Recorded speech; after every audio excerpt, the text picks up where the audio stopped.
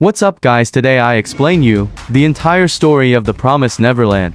And don't forget to like this video, subscribe this channel, because we are close to hit the 1,200 followers and now have fun with the video. The story begins in the Gracefield House orphanage, where 11-year-old Emma, the intelligent Norman, and the clever Ray live together with other children under the care of their loving mother Isabella. The children are happy and enjoy a peaceful life.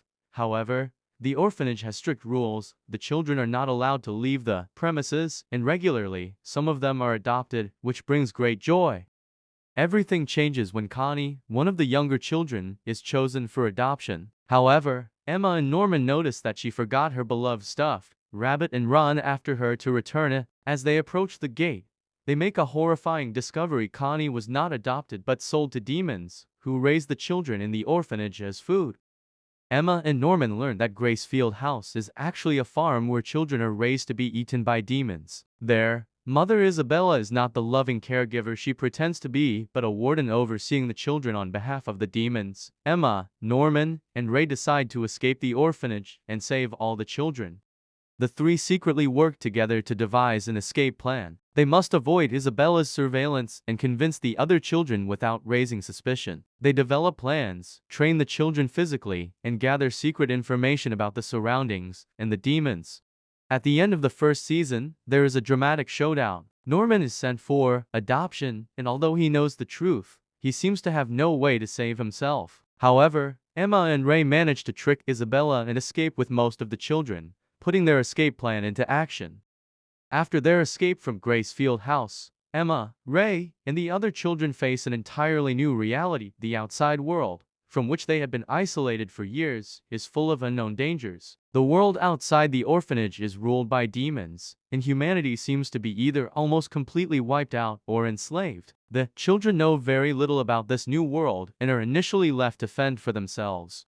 Shortly after their escape, the children are hunted by a group of demons who are after them. The tension in the early episodes of the second season revolves around their survival in the wilderness and their desperate attempt to evade their pursuers. Although the children are well prepared and have learned a lot from the older ones, the outside world is unforgiving. The threat of the demons is ever present, and the children must quickly adapt to survive in this new environment. During their escape, the children encounter two demons, Mujika and Sanju, who turn out to be completely different from other demons. Unlike most demons, who need to consume human flesh to maintain their intelligence, Mujika and Sanju follow a different belief and do not eat humans. These two demons are kinder and help the children navigate the new world. Mujika and Sanju explain to Emma, Ray, and the other children how the world of demons works. They learn that the demons have a social hierarchy and that humans are raised on farms to satisfy the demons' hunger. There are different types of farms. Some, like Gracefield House, are highly advanced and controlled facilities, while others are more primitive. Through this encounter, Emma and Ray realize that the world is much more complex than they originally thought. They discover that there are still humans outside the farms and that there might be a chance to find and save them. At the same time, they begin to understand that demons are not just simple monsters. They have their own society and history. One of the biggest turning points of the second season is the revelation that Norman, who the children believe to be dead, is still alive. In the first season, Norman was sent for adoption, and Emma and Ray assumed that he was killed by the demons. However, he was actually taken to a secret facility called Lambda 7214, where experiments were conducted on him and other children.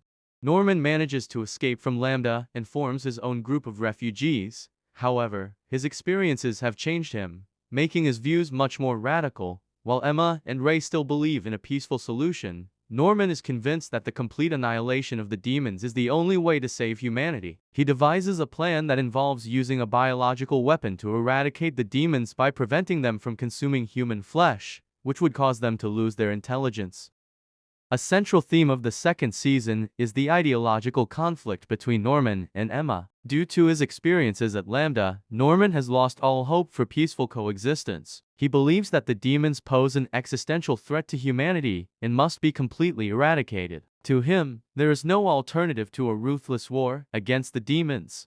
Emma, on the other hand, sees things differently. While she views the demons as enemies who threaten her life and the lives of her friends, she still believes there is another way. She feels sympathy for the demons, especially after meeting Mujika and Sanju, who have shown that not all demons are evil or flesh-eating. Emma seeks a solution where both humans and demons can survive without one species being wiped out.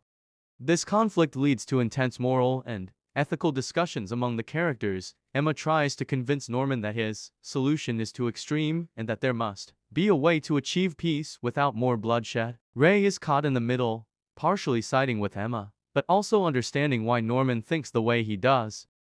The climax of the second season revolves around Emma, Ray, Norman, and their friends' efforts to overthrow the demons system and find a peaceful solution. They manage to uncover the truth about the demon world and weaken the ruling class of demons by inciting a rebellion and bringing down the structure of the farms.